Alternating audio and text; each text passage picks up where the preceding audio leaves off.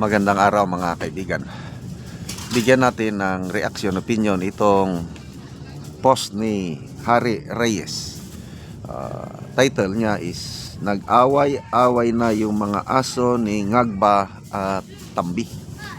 So tungkol ito sa una, pahayag ni Jose Claire Castro na chismis lang daw yung listahan na hawak ni Congressman Libeste dahil hindi naman na-authenticate. Nako, umalma si Senator Lacson sa sinabing chismis. Sabi niya, ito ang kanyang to prematurely dismiss the probable involvement of some members of the cabinet as hearsay may be interpreted as a euphemism for cover-up. So, magot si Auntie Claire.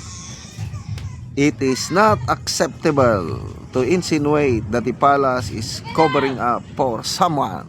Ayan, medyo mabigat ang ito balita ng Net25 tungkol pa rin sa issue na yon. Pakinggan natin yung umalman si Senator Lacson.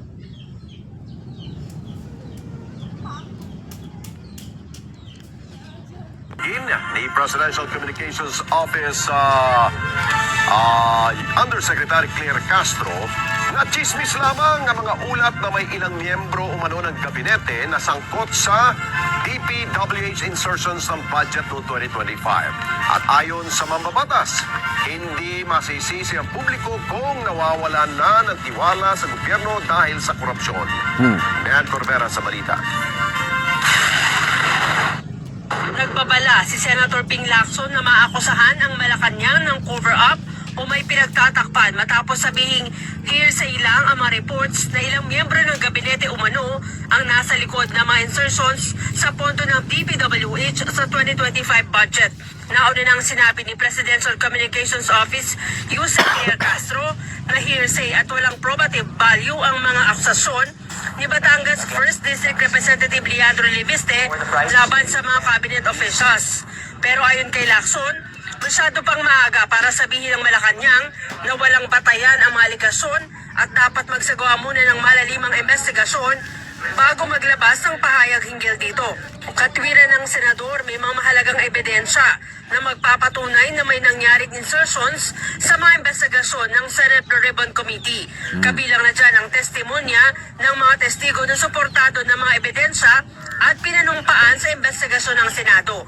Binanggit din ng senador ang posibleng pagtukoy sa web of accounts na magtuturo sa paggalaw ng mga pondo sa tulong ng Anti-Money Laundering Council o AMLAC.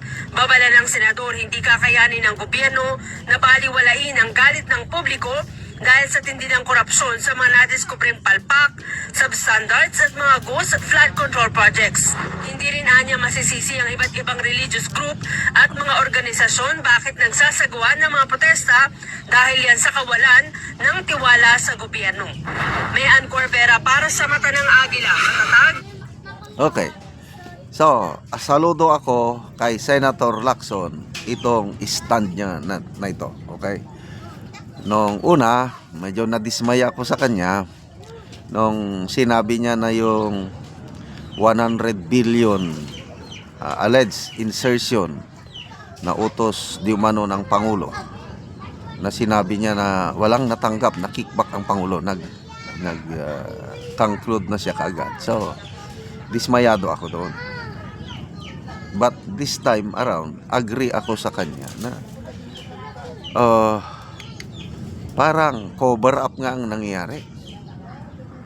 Anyway, tama naman yung sabi ni Claire Castro na walang probative value dahil wala naman si ang makaka-authenticate lang nun si Jose Cabral or si Secretary Vince Dizon. Ang pahayag ni Secretary Vince Dizon is wala siyang ina-authenticate. Parang na siya? Nilaglag niya na si Congressman Libeste. At ito naman, nasa na tayo ngayon dito, yung battle of public perception. court of public perception. Totoo nga, sa batas, hindi magagamit yung listahan na hawak ni Congressman Libeste sa anumang korte kasi nga wala na yung gumawa. Kaya lang, ang taong bayan, hindi mo masisisi kung ang kanilang paniniwala ay talagang may kobra. Kaya tingnan nyo yung lumabas na survey ng SWS, negative 3% na ang net trust rating ng Pangulo. Sabi, sa Mindanao mas malala pa eh. Ano yun? Negative 37%. So, bahala ang Malacanang paano nila i-deal itong mga issue na ito. Ang greatest challenge ng Malacanang ngayon is paano nila mabawi ang tiwala ng taong bayan. As of now, lumalabas na marami na ang nadidismaya sa administrasyong ito. Surveys will tell it. Yung Pulse Asia Survey, anong buwan ba ito? Nakalimutan ko na. September ata na 97% sa mga respondents ay sabi na may talamak na korupsyon. Sa SWS September survey din ito, nagsabi 84% nagsasabi na talamak ang korupsyon. So, yun ngayon ang dilema ng administrasyong ito. And as a result, yun na, nawawalan na ng confidence ng business community, local and foreign investors, nawawalan na. Kaya ang ating ekonomiya talagang aminado ang administrasyong ito na very sluggish ang ekonomiya natin. Kaya ang utos ng administrasyon sa kanilang mga economic managers is revive this slumping economy. So, sana ma-revive nila dahil kawawa ang taong bayan pag tuloy-tuloy ang pagbulusok ng ating ekonomiya. Salamat mga kaibigan sa inyong pagsubaybay sa ating channel. Nakakatulong kayo ng malaki sa tribong Talandig ng Bukidnon dahil ang sweldo natin sa channel na ito is pantulong po sa tribo. Namimigay tayo ng libreng yero at pako para makapagpatayo sila ng mas maayos na tirahan. Panoorin nyo ang video na ito. Kung ang natagaan og sin. Salamat kay gitagaan mi among ato.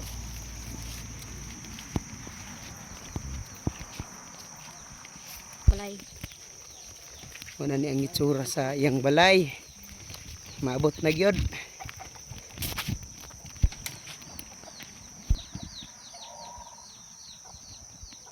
Kung karon muna ni ang itsura sa atop ni Angkol sa tagaan na Mugiro. So iyero niya gibutangan lang og mga silupin ug apan ang silupin na ay tubig tungod kay gatuluan naman ug ang diri kuan lang gyud trapal lang ang ilang atop.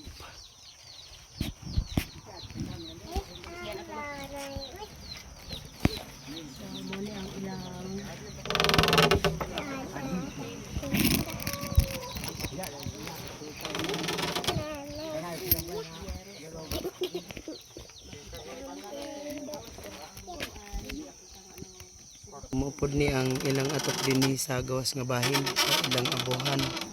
So gikuan lang unya dinhi lang sa iyot ang ilang lutuanan. Diri lang sa gawas nga bahin ang mga galon, planggana. So lisod gyud ang ilang pagpuyo. Asin. Unsay mong mesulti ante nga giyatagan mo og sin? Salamat sa Ginoo kay gitagan mi sin nga panalangin. Nga makaatop na gyud mo. Makaatop gyud ni. Pila na katuig anti ang inyong balay nga nagantos mo sa ulan? Pila na ni katuig? Pila na anti katuig? Pulo. Napulo na katuig.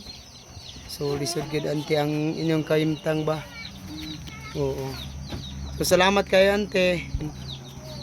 Salamat sa nakin. Nyamo yato. Oo.